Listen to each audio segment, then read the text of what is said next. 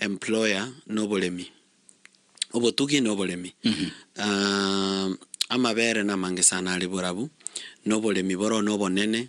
In fact sometimes abantu bakorugusie ya mate baenda ruguru borabu bachikulema because yabete lucky weather ikabengia nande yainge White Highland yo mosongo bone keragenda agatiga chiskimu cha malema manene ake asa malema ta manene mono maybe nkiabonyo reward lakini the rest of the scheme ochakera mekenene esise mpaka nyansionga malema na manene ake. So the farming there is very serious. Bantonkole mabale bituma lakini bone bituma mbia salika singencho banyolete fertilizer poisonous. Fertilizer ile poisonous ekera so aseli roba egaseli bituma squeeze bago simeke bituma mbiri koba. Number 2 ntobwata mabere millions of liters lakini amabere aya naro there is a problem. Chikula chiritu aetwe from the World Bank nchiri go function. So abantu bako nilia mabere chibroka bali bagwetana nemetungi. Komenta nayo mbabwate problem ya security. Chiombe chiko ibu sana. In fact borabu obase kwenda borabu memisi oendera itigo ekebuse all these places ase torangene ramani.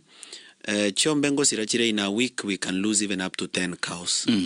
Oro chibono chiombe ikomi kere ngombe no yebekera no nyan 60,000 abutoro chitu are losing more than $1 million every week. Correct. It means per month we are losing 2 million every month borabu to oboibibwe chiombe. In a year we are losing 24 million buna abatugi na abalemi baborabu to theft ye chiombe. Lakini onyorenga this problem has been brought by change of leadership. Yani abagangi babalengo ekero Dr. Fred Matiang'i in the Ministry of Interior that we didn't have that problem. But bono buna tuwa chakonyora Naomi that problem is now there. Abantu na babwata very very big problem we yo boibi bwe chiombe.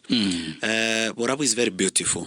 Right. It's one of the most beautiful places in the Republic of Kenya. In fact, ekerongo compare Borabu and other places, I say it looks like Switzerland. Ekerongo etabano muna konu mekenenengo in a road gali Kipkebe.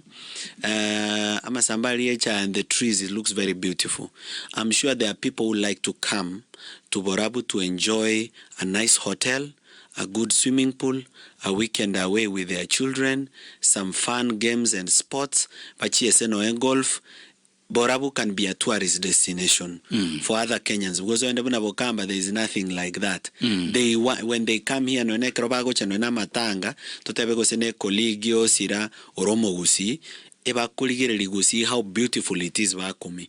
So we have to take advantage of that beauty and commercialize it. Right.